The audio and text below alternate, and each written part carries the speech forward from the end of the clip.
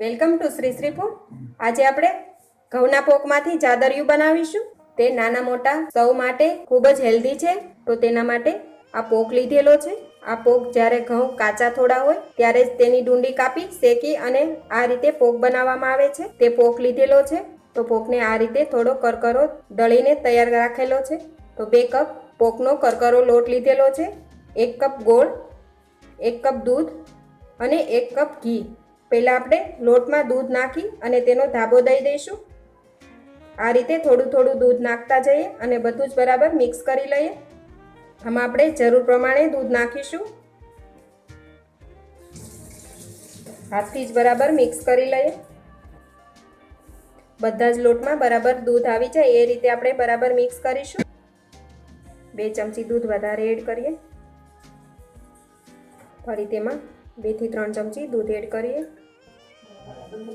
આ રીતનું આપણે મોણ દઈને તૈયાર કરી લીધેલું છે। હવે તેને આ રીતે થોડો દબાવી દઈશું। આપણને અડધો કપ જેટલું દૂધની જરૂરિયાત પડેલી છે। આ રીતે લોટને દબાવીને 1 કલાક રાખી મૂકીશું। હવે તેને ઢાંકીને 1 કલાક માટે રહેવા દઈશું। હવે કલાક બાદ જે જાદરિયાની લોટની કણી હોય છે તે આ રીતે દૂધનો ધાબો દેવાથી સરસ પોહી જાય છે। તો આપણો લોટ તૈયાર છે। હવે આપણે ગોળનો પાયો બનાવી લઈએ। હવે એક કડાઈ લઈ તેમાં આપણે ઘી નાખીશું।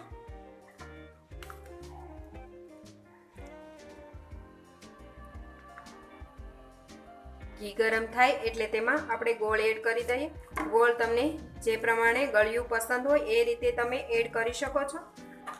મીડિયમ ગેસ પર ગોળ મેલ્ટ થઈ જાય ત્યાં સુધી જ આપણે મિક્સ કરીશું। આ રીતે મિક્સ કરતા જઈશું। એ પહેલાં જો તમે હજી સુધી અમારી ચેનલ સબસ્ક્રાઈબ નથી કરી તો પ્લીઝ અહીંયા ક્લિક કરો એટલે સબસ્ક્રાઈબ થઈ જશે અને બેલ આઇકન પર ક્લિક કરશો એટલે તમને અમારા નવા વિડીયો મળતા રહે। અને વિડીયો પસંદ આવે તો પ્લીઝ લાઇક પણ કરો અને તમારા ગ્રુપમાં શેર પણ કરવાનું ભૂલતા નહીં। ગોળમાં આ રીતે થોડા ફૂલ આવવા લાગે એટલે તેમાં આપણે જે જાદરિયાનો લોટ તૈયાર રાખ્યો છે તે લોટ નાખીશું। હવે બધું જ બરાબર મિક્સ કરી લઈએ। આ રીતે ગોળ, લોટ અને ઘી બધું બરાબર મિક્સ થઈ જાય ત્યાં સુધી એકદમ સ્લો ગેસ પર બધું મિક્સ કરી લઈએ। હવે બધું જ બરાબર મિક્સ થઈ ગયું છે। ગેસ બંધ કરી દઈએ, નીચે ઉતારી લઈશું। આ રીતે જાદરિયું બધું સરસ મિક્સ થઈ ગયું છે। અને તમને વધારે ઘી પસંદ હોય તો ઉપરથી ઘી પણ થોડું તમે નાખી શકો છો। અત્યારે આપણે 1 ચમચી ઘી એડ કરીશું અને બધું જ બરાબર મિક્સ કરી લઈએ। તેને આપણે એક પ્લેટમાં લઈ લઈએ। હવે એક ડીશ લઈ તેમાં જાદરિયું આપણે બધું જ તેમાં નાખીશું।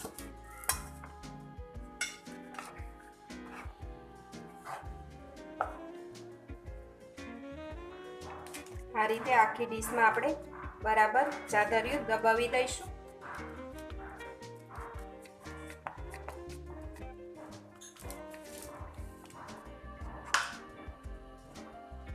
હવે થોડું ઠંડુ થાય એટલે તેના પીસ બનાવી લઈએ।